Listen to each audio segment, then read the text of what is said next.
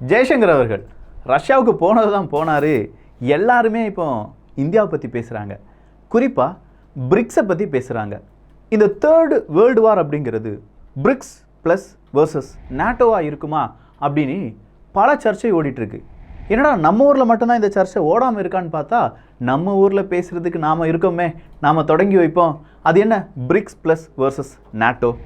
இந்தியாவுக்கு என்ன மாதிரியான எச்சரிக்கையை பல நாடுகள், அமெரிக்கா போன்ற மேற்குலக நாடுகள் கொடுக்குறாங்க? அதனுடைய ப்ரூஃப் என்ன? இது தமிழ் பொக்கிஷத்தினுடைய as usual connecting the dots. அன்பு தமிழஞ்சங்களுக்கு தமிழ் பொக்கிஷத்தின் வணக்கங்கள்.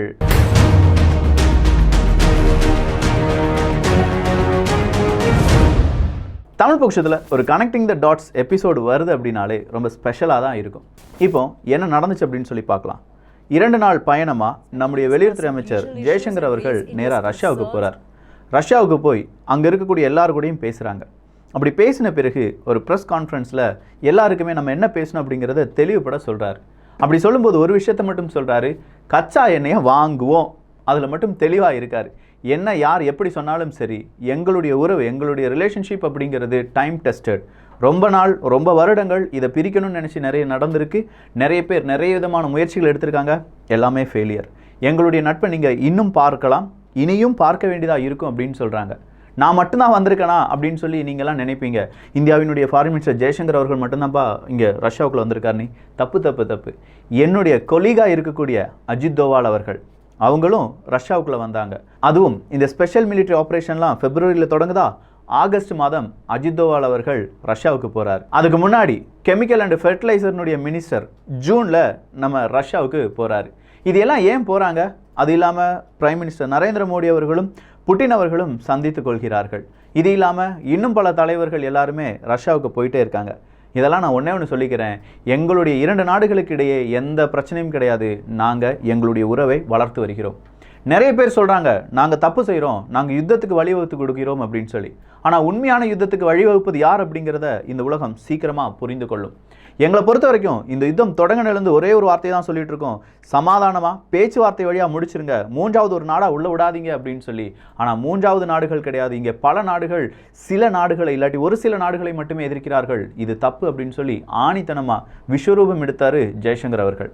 அது மட்டும் இல்லாமல் பல விஷயங்கள், ஆமாம் ஆப்கானிஸ்தானுக்கு நாங்கள் எப்படி உதவணும் பாருப்பா, ரஷ்யாவுக்கும் உக்ரைனுக்கும், ஏன் பாகிஸ்தானில் ஏதாவது பிரச்சனை வந்தாலும் நாங்கள் உதவுவோம்ப்பா அப்படின்னு சொல்லி நம்முடைய எண்ணம் என்ன, நம்முடைய உயரிய எண்ணம் என்ன அப்படிங்கிறதுலாம் தெளிவாக ஜெய்சங்கர் அவர்கள் பேசிட்டாரு.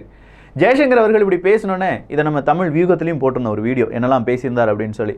ஜெய்சங்கர் அவர்கள் இப்படி பேசின உடனே எனக்கு தெரிஞ்சு எப்படினாலும் ஒரு பஞ்சாயத்து இழுத்துருவாங்க அப்படின்னு சொல்லி. அமெரிக்காவில் த நியூயார்க் டைம்ஸ் இருக்குது பார்த்தீங்களா, த நியூயார்க் டைம்ஸில் இன்றைக்கி ட்விட்டரை பார்த்து அப்படியே நான் மிரண்டுட்டேன். சீனா, ரஷ்யா, இந்தியா, இந்த 3 நாடுகளும் தான் பெரிய அளவில் இந்த யுத்தத்துக்கு காரணம். இந்த 3 நாடுகள் இல்லாமல் பிரேசிலை சேர்த்து, ரஷ்யா விட்டுருங்க, இப்போ சீனா, இந்தியா, பிரேசில், இந்த 3 நாடுகளும் ரஷ்யாவுக்கு தேவையான பணத்தை வாரி வழங்குகிறார்கள் அப்படின்னு சொல்கிற ஒரு ட்வீட் மட்டும் கிடையாது, ஒரு பெரிய ஆர்டிக்கிள். சரிப்பா, இவ்வளோதான் நம்மளை பற்றி போட்டிருக்கானா அப்படின்னு சொல்லி மறுபடியும் எடுத்து பார்க்குறேன். இந்த நியூயார்க் டைம்ஸில் நம்முடைய பிரதமர் நரேந்திர மோடி அவர்களும் புட்டின் அவர்களும் கை கொடுக்குற மாதிரியான இமேஜ், ஜி ஜின்பிங் அவர்களும் புட்டின் அவர்களும் கை கொடுக்குற மாதிரியான இமேஜ், பிரேசிலினுடைய அதிபர், இப்படின்னு சொல்லி இந்த பிரிக்ஸ் நாடுகள் இருக்குது பார்த்தீங்களா, பிரிக்ஸ் நாட்டு தலைவர்களும் புட்டின் அவர்களும் அப்படி கை கொடுக்கக்கூடிய அந்த புகைப்படத்தெல்லாம் எடுத்து போட்டுட்டு, இவங்க தான் கிளைமேட் சேஞ்சுக்கு காரணம், இவங்க தான் கிளைமேட் சேஞ்சில் எந்த விதமான முடிவும் வராததுக்கு காரணம் அப்படின்னு சொல்லி ஒரு போடு போட்டாங்க பாருங்க. அப்படியே மிரண்டுட்டேன், எதுக்குடா இப்படி பேசிகிட்டு இருக்கீங்க அப்படின்னு சொல்லி பார்க்கும்போது தான் பிரிக்ஸ் மட்டும் கிடையாது, பிரிக்ஸ் ப்ளஸ் அப்படின்னு சொல்கிற ஒரு விஷயம். அது என்ன பிரிக்ஸ்? வேறு எதுவுமே இல்லை, Brazil, Russia, I for India, C for China, S for South Africa, இந்த 5 நாடுகளுடைய கூட்டமைப்பு தான் பிரிக்ஸ். இந்த 5 நாடுகள் அப்படின்னு சொல்லும்போது உலகத்தில் மக்கள் தொகை எடுத்துக்கிட்டிங்கன்னா அதில் பாதிக்கு மேற்பட்ட மக்கள் தொகை இந்த 5 நாட்டுக்குள்ளே தான் இருக்காங்க. உலகத்தில் கோதுமை உற்பத்தி நம்ம எடுத்துக்கிட்டோம்னா அதில் 47லேருந்து 50% இந்த 5 நாட்டுக்குள்ளே தான் வரும். இந்த உலகத்தில் மெடிக்கல் எக்யூப்மெண்ட்ஸ் இல்லாட்டி அது சார்ந்த பலவிதமான மருந்துகள், இது எல்லாத்தையும் எடுத்துக்கிட்டோம்னா இந்த 5 நாடுகள் தான் எல்லா நாடுகளுக்குமே உதவிகள் செஞ்சுட்டு இருக்காங்க அப்படிங்கிறது மிக குறிப்பிடத்தக்கது. ஸோ இந்த 5 நாடுகள் மிகப்பெரிய அளவு ஒரு சக்தியாக மாறும் அப்படின்னு சொல்லி நிறைய பேர் ப்ரெடிக்ட் பண்ணாங்க. ஆனால் இந்த 5 நாடில் புதுசாக இப்போ என்ன நடந்துச்சு அப்படின்னா, ஒரு நாடு அப்ளிகேஷனை போடுறாங்க. அது எந்த நாடு அப்படின்னு பார்த்தா அல்ஜீரியா பிரிக்ஸுக்குள்ள நானும் வரணும் அப்படிங்கிற ஒரு அப்ளிகேஷனை போடுறாங்க. நல்லது தானே, எப்படி நாட்டோ படைக்குள்ள ஸ்வீடனும் ஃபின்லாண்டும் வாரேன்னு சொல்ல போது அமெரிக்கா வாங்கடா வாங்கடா அப்படின்னு சொல்லி வரவேற்றார்களோ, அல்ஜீரியா பிரிக்ஸுக்குள்ள வாரேன்னு சொல்லும்போது அமெரிக்கா நடுங்குறாங்க. அதுக்கு இன்னொரு காரணம் இருக்கு. கொஞ்சமாக ஒரு வாரத்துக்கு முன்னாடி உள்ள நியூஸை நம்ம போய் கனெக்ட் பண்ணி பார்த்தோம்னா, ரஷ்யாவுக்கும் அல்ஜீரியாவுக்கும் இடையே ஒரு மிகப்பெரிய டீல், மெகா டீல் அப்படின்னு சொல்லி அமெரிக்க ஊடகங்கள் அதை சொல்கிறாங்க. அந்த டீலில் 17 பில்லியன் அமெரிக்க டாலர் அளவுக்கான பலவிதமான வியாபாரத்தை அல்ஜீரியாவும் ரஷ்யாவும் சேர்ந்து செய்ய போகிறாங்க அப்படின்னு சொல்கிறது தான் அந்த நியூஸ். அந்த நியூஸை பார்த்த உடனே அடுத்த பேஜ் இல்லாட்டி அடுத்ததாக வேறு என்னெல்லாம் நடந்திருக்கு அப்படின்னு சொல்லும்போது தான் ஐரோப்பிய ஒன்றியமும் அமெரிக்காவும் அல்ஜீரியாவுக்கு எதிராக பொருளாதார தடையை போடலாமா அப்படிங்கிறத யோசிச்சுட்டு இருக்காங்க அப்படிங்கிற இன்னொரு செய்தி இருக்குது. அல்ஜீரியா என்ன நினைக்கும், நமக்கு தேவையான டீலை ரஷ்யா கூட செய்கிறதுக்கு இவனு என்னடா பொருளாதார தடை போடுறது அப்படின்னா நாம் என்ன செஞ்சுட்டு இருக்கோம், ஐரோப்பிய ஒன்றியத்துக்கு தேவையான 11% லிக்விட் நேச்சுரல் கேஸ் அப்படிங்கிறது இந்த அல்ஜீரியா கொடுத்துட்ருக்காங்க. ரஷ்யா 40% கொடுக்கும்போது அல்ஜீரியாவும் பெரிய அளவு இந்த லிக்விட் நேச்சுரல் கேஸ் எல்லாம் கொடுத்துட்ருக்காங்க. அப்படின்னா இந்த லிக்விட் நேச்சுரல் கேஸ் எல்லாம் நம்ம யார்கிட்ட கொடுக்குறது, நம்முடைய வருமானத்துக்கு என்ன செய்கிறது, இதுக்கு ஏதாவது ஒரு சொல்யூஷனை கண்டுபிடிக்கணும். இவனுக்கு எதிராக, இந்த நாட்டோவுக்கு எதிராக ஒரு பவர்ஃபுல்லான அமைப்பு இருக்குன்னா அது பிரிக்ஸ் தான். நேராக போய் அப்ளிகேஷனை போட்டுருவோம் அப்படின்னு சொல்லி அப்ளிகேஷனை போட்டுட்டாங்க. ஸோ பிரிக்ஸ் ப்ளஸ் அப்படிங்கிறது வர்றதுக்கான நிறைய வாய்ப்புகள் இருக்குது. அல்ஜீரியா வந்து ஜாயின் பண்ணது இல்லாட்டி அப்ளிகேஷன் போட்டது மட்டும் இங்கே பெரிய பிரச்சனை கிடையாது. ரஷ்யாவினுடைய வெளியுறவுத்துறை அமைச்சர் சொல்லிட்டார், 12 நாடுகள் பிரிக்ஸில் வர்றதுக்கு தயாராக இருக்காங்க. அந்த 12 நாடுகளையும் நம்ம சேர்க்கணும். அப்படி 12 நாடுகளையும் சேர்த்து reserve currency, BRICS reserve currency அப்படிங்கிறத நம்ம எப்படி உருவாக்கி வச்சுருக்கோமோ அது இந்த 12 நாடுகள்லேயே சர்க்குலேட் பண்ணணும் அப்படிங்கிற ஒரு விஷயத்த சொல்லிட்டார். நிப்பாட்டு பிரிக்ஸ் ரிசர்வ் கரன்சியா, என்னடா புதுசாக இருக்குது, டாலருக்கு ஏதாவது ஆப்பு வைக்க போகிறோமா அப்படின்னு பார்த்தா டாலரே இருக்காது. எங்க 50லேருந்து 60% மக்கள் தொகை கொண்ட பிரிக்ஸ் மாநாடு பிரிக்ஸ் ப்ளஸ்ஸாக மாறும்போது எந்தெந்த நாடுகள் வரப்போகிறாங்க தெரியுமா?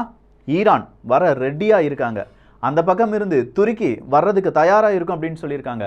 சவுதி அரேபியா வர போகிறாங்கயா, அடுத்ததாக அல்ஜீரியா, இப்படின்னு சொல்கிற 12 நாடுகள் தயாராக இருக்குது.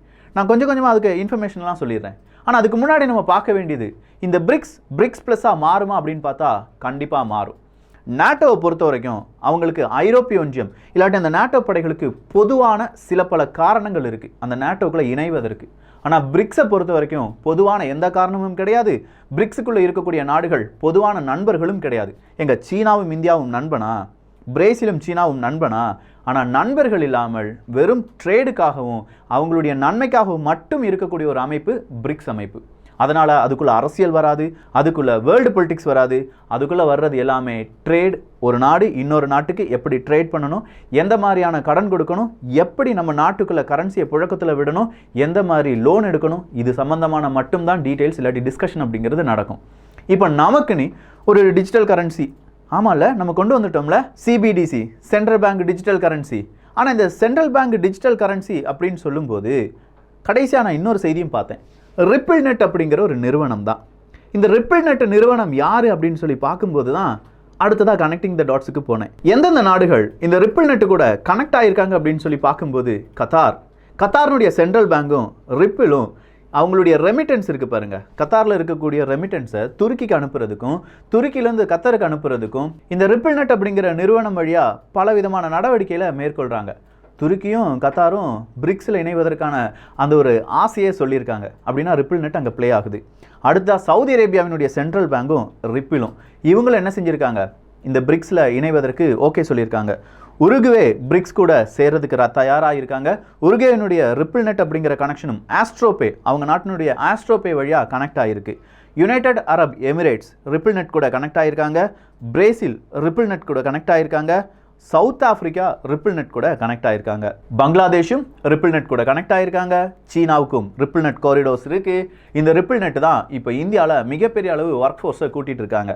சரிடா விக்கி, இதெல்லாம் ஏன் என்கிட்ட சொல்கிறேன், வேறு எதுவுமே இல்லைங்க. நம்ம இப்போ சுற்றி வளைச்சி பார்க்க போனால் பிரிக்ஸ் ப்ளஸ் நாடுகள் ஏதோ விதமான நெட்வொர்க்கை அவங்களுக்குள்ளே க்ரியேட் பண்ணுறாங்க. இந்த ரிப்பிள் நெட் அப்படிங்கிற இந்த ஒரு நெட்வொர்க்காக இருக்கட்டும், இல்லாட்டி இதை சார்ந்து வரக்கூடிய வேறு ஏதாவது நெட்வொர்க்காக இருக்கட்டுமே, ஸ்விஃப்ட் அப்படிங்கிற ஒரு பேமெண்ட் சிஸ்டம் இருக்குது. ரஷ்யா உக்ரைன் பிரச்சனை வரும்போது ரஷ்யாவை ஸ்விஃப்டிலேருந்து தான் தூக்கி எறிஞ்சாங்க. ஸ்விஃப்டிலேருந்து தூக்கி எறிஞ்சால் ரஷ்யாவால் அவங்களுடைய பேங்கிங்கில் பல நாடுகளில் இருக்கக்கூடிய பேங்க் கூட கம்யூனிகேட்டே பண்ண முடியாது. ஸோ ஸ்விஃப்ட் இல்லைனா நம்மளால் எந்த நாடு கூடயும் வியாபாரம் பண்ண முடியாது, எந்த நாடும் நமக்கு பணம் அனுப்ப முடியாது. இது டாலரை வைத்து மட்டுமே இருக்கக்கூடிய மிகப்பெரிய ஒரு மாஃபியா. நாம் உருவாக்கக்கூடிய இந்த பிரிக்ஸ் ரிசர்வ் கரன்சி அப்படிங்கிறது டாலர் இல்லாத அந்தந்த நாடுகளுடைய அசெட், அந்தந்த நாடுகளுடைய தைரியம், அந்தந்த நாடுகளுடைய மிக முக்கியமான நடவடிக்கையின் அடிப்படையில் மட்டும்தான் உருவாக்கப்பட போகுது. அப்படின்னா டாலரை யாருமே யூஸ் பண்ண தேவையே இல்லை. நான் சொன்ன மாதிரி ஆல்ரெடி பிரிக்ஸ் அப்படிங்கிறது ஒரு பெரிய ஒரு ஆஜானுபவமான ஒரு அமைப்பு அப்படின்னு சொல்லலாம். பிக்கெஸ்ட் கேஸ் சப்ளையர் யாரு? ரஷ்யா. பிக்கெஸ்ட் ஆயில் சப்ளையர் யாரு? Russia, Saudi Arabia, Iran. அவங்க எல்லாருமே பிரிக்ஸுக்குள்ளே வந்துட்டாங்கன்னா பிக்கெஸ்ட் பாம் ஆயில் சப்ளையர் யாரு? இந்தோனேஷியா. அவங்களும் பிரிக்ஸுக்குள்ளே வந்துட்டாங்கன்னா பிக்கெஸ்ட் மிலிட்ரி பவர் யாரு? ரஷ்யா, இந்தியா, சீனா. ஆல்ரெடி பிரிக்ஸில் இருக்காங்க. பிக்கெஸ்ட் மேனுஃபேக்சர் யாரு? சீனா, இந்தியா. நம்ம பிரிக்ஸுக்குள்ளே இருக்கோம். Biggest pharmacy to the world அப்படின்னு சொல்லக்கூடிய நாடு எது? இந்தியா. ஆல்ரெடி பிரிக்ஸுக்குள்ளே இருக்கும். ஸோ முக்கியமான எல்லாமே இப்போ பிரிக்ஸுக்குள்ளே வரப்போகுது. சொல்லப்போனால் இந்த தருணத்தை மேற்குலக நாடுகளுடைய இரட்டைத்தன்மையை சரியாக உணரும் நாடுகள் கிட்டத்தட்ட 120 நாடுகள் இருக்குங்க. வெஸ்ட் இல்லாத நாடுகள் 120 நாடுகள் இருக்குது.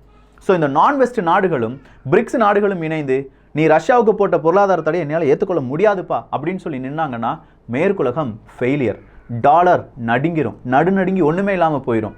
அப்படி இருக்கும் இந்த ஒரு தருணத்தை ரொம்ப பெரிய அளவில் பார்த்து கொண்டிருக்கிறது இந்தியாவும். இந்தியாவினுடைய வெளியுறவுத்துறை அமைச்சர் நேராக ரஷ்யாவுக்கு போகிறாரு. ரஷ்யாவினுடைய நட்பு நாடு எது அப்படின்னு பார்த்தா பெலரஸ் தான். பெலரஸ்னுடைய ஃபாரின் மினிஸ்டர் எங்கடா இருக்கார் அப்படின்னு சொல்லி பார்த்தா இந்தியாவுக்கு வந்திருக்காருங்க. எப்படி ஒரு ட்ரையாங்கிளான வேர்ல்டு பொலிட்டிக்ஸினுடைய மிக முக்கியமான நுட்பமான சில செய்திகளை நம்ம பார்த்தோம் பார்த்தீங்களா? ஸோ பெலரஸ்னுடைய ஃபாரின் மினிஸ்டர் இந்தியாவுக்கும், இந்தியாவினுடைய ஃபாரின் மினிஸ்டர் ரஷ்யாவுக்கும், ரஷ்யாவினுடைய ஃபாரின் மினிஸ்டர் பிரிக்ஸ் பிளஸுக்கும், பிரிக்ஸ் பிளஸ் நாடுகளில் நான் சேரேன் அப்படின்னு சொல்லி அல்ஜீரியாவும், அல்ஜீரியா கூட நாங்களும் சேரதுக்கு தயாராக இருக்கோம் அப்படின்னு சொல்கிற 12 நாடுகளும், ஒட்டுமொத்தமாக பிரிக்ஸ் ரிசர்வ் கரன்சியும் இந்த உலகத்தில் மிக முக்கியமான மாற்றமாக பார்க்கப்பட போகிறது. நமக்குள்ள 1000 பிரச்சனைகள் வரும். இந்தியா சீனாவுக்குள்ள பிரச்சனை இருக்குது, ஆனால் பிரிக்ஸ் மாநாட்டை அது என்றைக்குமே பாதித்ததே கிடையாது. இந்தியா ரஷ்யாவுக்குள்ள பெரிய நட்பு இருக்குது, பிரிக்ஸ் மாநாட்டில் அப்படி தான் நம்ம நடந்துக்கிட்டோம். இது மட்டும் இல்லாமல் G20 நாடுகள், அதுவும் இல்லாமல் ஷாங்காய் கார்ப்பரேஷன் ஆர்கனைசேஷன் அப்படின்னு சொல்லி SCO, இன்னொரு அமைப்பு இருக்குது RIC அப்படின்னு சொல்லுவாங்க, ரஷ்யா, இந்தியா, சீனா, இந்த 3 நாடுகளுடைய கூட்டமைப்பு. இது எல்லாமே பிரிக்ஸினுடைய மிக முக்கியமான ஒரு சப்செட் அப்படின்னு சொல்லலாம். ஸோ இதுலேருந்து நமக்கு என்ன தெரியுது? நாம் ஏதோ ஒரு பெரிய காய் நகரத்தில் நகர்த்திட்டு இருக்கோம். அமெரிக்கா கொஞ்சம் கொஞ்சமாக அவங்களுடைய மசிலை விரிக்க பார்த்துட்டு இருக்காங்க. அட போங்கடா அமெரிக்கா, மேற்குலகங்களே, எங்களுக்குன்னு தனியாக இன்னொரு உலகம் இருக்குடா, அதை நாங்கள் பார்த்துக்கிறோம்டா, நீங்கள் பூந்தோட்டமாகவே இருங்க, நாங்கள் ஃபாரஸ்டாகவே இருந்துடுறோம் அப்படின்னு சொல்லி பிரிக்ஸ் நாடுகள் பிரிக்ஸ் பிளஸாக மாறுவாங்களா? இந்தியாவினுடைய இந்த ஒரு போக்கு நிச்சயமாக நாங்கள் இப்படி தான் செய்வோம்னு சொல்லிட்டாங்க.